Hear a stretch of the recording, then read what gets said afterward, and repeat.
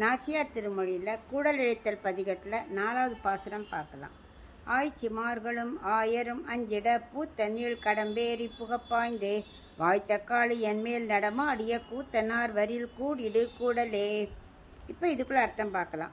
ஆயர் சிறுவர்களும் சிறுமியர்களும் எல்லாரும் அப்படியே பயந்து போகும்படியான அந்த நல்ல பூத்து நீண்ட உயரமான அந்த கடம்ப மரத்தில் ஏறி அந்த யமுனைக்குள்ளே அப்படி பாய்ந்து அங்கே காளியனோட தலை மேலே நடனமாடினியே, அந்த காளியன் கொடுத்து வச்சுருக்கான், அந்த திருவடி அவன் மேலே பட்டதே.